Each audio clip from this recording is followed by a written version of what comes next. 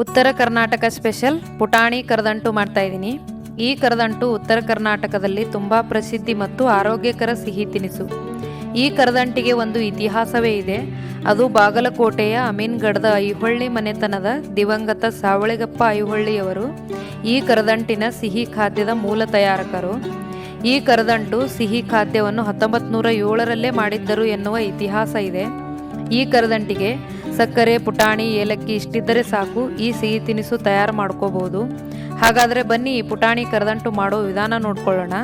ಅದಕ್ಕೂ ಮೊದಲು ನಮಸ್ಕಾರ, ಪಾಕಶಾಸ್ತ್ರ ಚಾನಲ್ಗೆ ಸ್ವಾಗತ. ನಾನು ಸುರೇಖಾ ತಳ್ವಾರ್.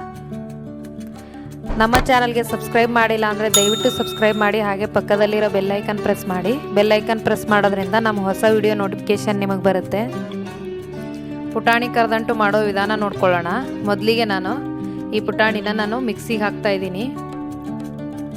ಇದು ನೈಸಾಗಿ ಪೌಡ್ರ್ ಮಾಡ್ಕೋಬೇಕಾಗತ್ತೆ. ಇದಕ್ಕೊಂದು 4 ಏಲಕ್ಕಿನ ಸಿಪ್ಪೆ ಬಿಡಿಸಿ ಇದಕ್ಕೆ ಹಾಕ್ತಾ ಇದ್ದೀನಿ. ನೋಡಿ, ಈ ಥರ ಸಿಪ್ಪೆ ಬಿಡಿಸ್ಕೊಂಡು ಡೈರೆಕ್ಟಾಗಿ ನಾವು ಮಿಕ್ಸಿಗೆ ಹಾಕೊಂಡ್ರೆ ಅದು ಕೂಡ ಚೆನ್ನಾಗಿ ಪೌಡ್ರ್ ಆಗಿ ಎಲ್ಲ ಕಡೆ ಮಿಕ್ಸ್ ಆಗುತ್ತೆ. ನೋಡಿ, ಇದನ್ನು ಮಿಕ್ಸಿಗೆ ಹಾಕಿ ನಾನು ಪೌಡ್ರ್ ಮಾಡಿದ್ದೀನಿ. ಈಗ ಇದಕ್ಕೆ ಜಲ್ದಿ ಮಾಡ್ಕೋಬೇಕಾಗತ್ತೆ, ಯಾಕಂದರೆ ಒಳಗಡೆ ಗಂಟಿದ್ರೆ ಈ ಕರದಂಟಲ್ಲಿ ಚೆನ್ನಾಗಿರೋದಿಲ್ಲ. ಹಾಗಾಗಿ ಚೆನ್ನಾಗೆಲ್ಲ ಜಲ್ದಿ ಹಿಡ್ಕೊಂಡು ಇದರಲ್ಲಿ ದಪ್ಪ ಇರೋದನ್ನೆಲ್ಲ ತೆಗೆದುಬಿಡಬೇಕು. ಈಗ ನಾನು ಒಂದು ಪ್ಲೇಟಿಗೆ ತುಪ್ಪ ಸವರ್ಕೊಂಡು ಇಟ್ಕೋತಾ ಇದ್ದೀನಿ, ಯಾಕಂದರೆ ಇದು ಬಿಸಿ ಇರಬೇಕಾದ್ರೇ ನಾವು ಕರದಂಟು ಪ್ಲೇಟಿಗೆ ಹಾಕೋಬೇಕಾಗತ್ತೆ. ಅದು ರೆಡಿ ಮಾಡಿ ಇಟ್ಕೊಂಡು ಈ ಕಡೆ ನಾವು ತುಪ್ಪ ಹಚ್ಚೋಕ್ಕಾಗೋದಿಲ್ಲ. ಹಾಗಾಗಿ ನಾನು ಪ್ಲೇಟ್ಗೆ ಇದು ರೆಡಿ ಮಾಡಿ ಇಟ್ಕೊಳ್ತಾ ಇದ್ದೀನಿ. ಈಗ ಪಾಕ ರೆಡಿ ಮಾಡ್ಕೋತಾ ಇದ್ದೀನಿ. ಈ ಪಾಕಕ್ಕೆ ಒಂದು 1/4 ಬಟ್ಲಷ್ಟು ನೀರು ಹಾಕ್ತಾ ಇದ್ದೀನಿ, 1 ಬಟ್ಲು ಸಕ್ಕರೆಗೆ. ಇದು ಒಂದು ಎಳೆ ಪಾಕ ಬರಬೇಕು, ಅಲ್ಲಿವರೆಗೂ ನಾನು ಕುದಿಸ್ಕೋತಾ ಇದ್ದೀನಿ. ನೋಡಿ, ಈಗ ಪಾಕ ಬಂದಿದೆ ಆಲ್ಮೋಸ್ಟು. ತುಂಬ ಗಟ್ಟಿ ಪಾಕ ಇದ್ರೂ ಕರದಂಟು ಬರೋದೇ ಇಲ್ಲ. ತುಂಬ ಎಳೆ ಪಾಕ ಇದ್ದರೆ ಮೆತ್ತಗಾಗ್ಬಿಡುತ್ತೆ. ಈಗ ನೋಡಿ, 1 ಎಳೆ ಪಾಕ ಅಂತಾರಲ್ಲ, 1 ಎಳೆ ಬರಬೇಕು. ಅದು ಎಳೆ ಪಾಕ, ತುಂಬ ಗಟ್ಟಿಗೂ ಇರಬಾರ್ದು. ಹಾಗಾಗಿ ಎಳೆ ಪಾಕ ಬಂದಿದ ತಕ್ಷಣ ನಾವು ಇದಕ್ಕೆ ಹಿಟ್ಟು ಮಿಕ್ಸ್ ಮಾಡ್ಕೋಬೇಕಾಗತ್ತೆ. ನಾನು 1 ಟೇಬಲ್ ಸ್ಪೂನಷ್ಟು ತುಪ್ಪ ಹಾಕೋತಾ ಇದ್ದೀನಿ. ತುಪ್ಪ ಆಪ್ಷನಲ್ ಇದ್ದರೆ ಹಾಕ್ಕೊಳ್ಳಿ, ಇಲ್ಲಾಂದರೆ ಇಲ್ಲ. ನಾನು ಸ್ವಲ್ಪ ಮೆತ್ತಗೆ ಚೆನ್ನಾಗಿ ಬರುತ್ತೆ ಅಂತ 1 ಟೇಬಲ್ ಸ್ಪೂನಷ್ಟು ನಾನು ತುಪ್ಪ ಹಾಕ್ತಾ ಇದ್ದೀನಿ. ಈಗ ಸಣ್ಣ ಉರಿಯಲ್ಲಿ ಇಟ್ಕೊಂಡು ನಾವು ಈ ಪುಟಾಣಿ ಹಿಟ್ಟನ್ನ ಹಾಕ್ತಾ ಮಿಕ್ಸ್ ಮಾಡ್ಕೋಬೇಕಾಗತ್ತೆ. ಇದೇನು ಗಂಟು ಆಗೋದಿಲ್ಲ, ನಾವು ನಿಧಾನಕ್ಕೆ ಕಲಿಸ್ಕೋಬೇಕು. ನೋಡಿ, ಇದು ಮಿಕ್ಸ್ ಮಾಡ್ತಾ ಹಿಟ್ಟು ಹಾಕಬೇಕು, ಒಂದೇ ಸತಿ ಹಾಕೋಂಗೂ ಇಲ್ಲ. ಇದು ಕರೆಕ್ಟ್ ಮೆಜರ್ಮೆಂಟು. ನಾವು ಹಿಟ್ಟು ಎಷ್ಟು ತೊಗೊಂಡಿರ್ತೀವೋ ಅಷ್ಟು ಸಕ್ಕರೆ ತೊಗೊಂಡ್ರೆ ಕರೆಕ್ಟಾಗಿರುತ್ತೆ. ನಾನೀಗ ಪೂರ್ತಿ ಹಿಟ್ಟು ಹಾಕಿದ್ದೀನಿ. ನೋಡಿ, ಇವಾಗ ಇದು ಕರೆಕ್ಟಾಗಿ ರೆಡಿ ಆಗಿದೆ. ಈಗ ಇದು ಸಣ್ಣ ಉರಿಯಲ್ಲಿ ಇಟ್ಕೊಂಡೆ ಈ ಪ್ರೊಸೀಜರೆಲ್ಲ ಮಾಡಬೇಕು. ನೋಡಿ, ಈಗ ಸ್ಟವ್ ಆಫ್ ಮಾಡಿದ ತಕ್ಷಣ ಇದು ಎತ್ತಿ ಪ್ಲೇಟಿಗೆ ಹಾಕೋಬೇಕಾಗತ್ತೆ.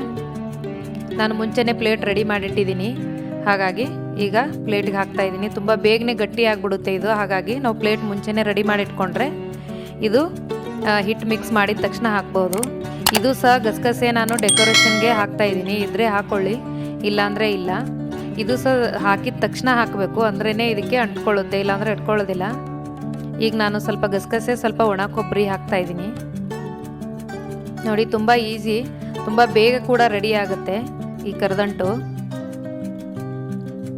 ನೋಡಿ, ಈಗ ನಾನು ಇದನ್ನು ತಣ್ಣಗಾಗಲು ಬಿಡ್ತೀನಿ. ಒಂದು ಅರ್ಧ ಸ್ವಲ್ಪ ಉಗುರು ಬೆಚ್ಚಗಿರ್ಬೇಕಾದ್ರೆ ಇದಕ್ಕೆ ನಾವು ಕಟ್ ಮಾಡ್ಕೊಂಡ್ಬಿಡಬೇಕು. ಪೂರ್ತಿ ಒಣಗಿದ ಮೇಲೆ ಕಟ್ ಮಾಡೋದು ಕಷ್ಟ ಆಗುತ್ತೆ. ನಾನು ಸ್ವಲ್ಪ ಬಿಸಿ ಇರಬೇಕಾದ್ರೇ ಸ್ವಲ್ಪ ಕಟ್ ಮಾಡಿದ್ದೀನಿ. ಈಗ ಪೂರ್ತಿ ತಣ್ಣಗಾಗಿದೆ. ಈಗ ನಾನು ಯಾವ ಶೇಪಲ್ಲಿ ಬೇಕಿದ್ರೂ ಕಟ್ ಮಾಡ್ಕೋಬೋದು. ನಾನು ಈ ಥರ ರೆಕ್ಟ್ಯಾಂಗಲ್ ಶೇಪಲ್ಲಿ ನಾನು ಕಟ್ ಮಾಡಿದ್ದೀನಿ. ನೋಡಿ, ಈಗ ಕರದಂಟು ಪೀಸ್ಗಳು ರೆಡಿಯಾಗಿದೆ. ನೋಡಿ, ಎಷ್ಟು ಚೆನ್ನಾಗಿ ಬಂದಿದೆ ಕರದಂಟು. ಪಾಕ ಕರೆಕ್ಟಾಗಿ ಮಾಡೋದು ಗೊತ್ತಾಗ್ಬಿಟ್ರೆ ಮಾಡೋದು ತುಂಬಾ ಈಸಿ. ಈ ಕರದಂಟು ತುಂಬ ಕಡಿಮೆ ವೆಚ್ಚದಲ್ಲಿ ಕೂಡ ನಾವು ರೆಡಿ ಮಾಡ್ಕೋಬೋದು. ನೋಡಿ, ಎಷ್ಟು ಚೆನ್ನಾಗಿ ಬಂದಿದೆ. ನೀವು ಕೂಡ ಈ ರುಚಿಕರವಾದ ಈಸಿ ಆಗಿರೋ ಕರದಂಟು ನೀವು ಕೂಡ ಟ್ರೈ ಮಾಡಿ ನೋಡಿ.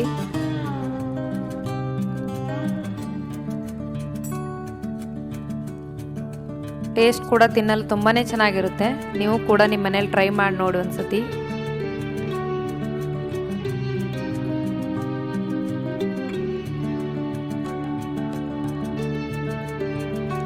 ಕರದಂಟಿಗೆ ಬೇಕಾಗುವ ಸಾಮಗ್ರಿಗಳು: ಪುಟಾಣಿ 1 ಬಟ್ಲು ತೊಗೊಂಡಿದ್ದೀನಿ, ಅದೇ ಸೇಮ್ ಅಳತೆ ಬಟ್ಲಲ್ಲಿ ಸಕ್ಕರೆ, ಸ್ವಲ್ಪ ತುಪ್ಪ, ಸ್ವಲ್ಪ ಒಣ ಕೊಬ್ಬರಿ ತುರಿದಿರೋದು, ಸ್ವಲ್ಪ ಗಸಗಸೆ, ಒಂದು 4 ಏಲಕ್ಕಿ.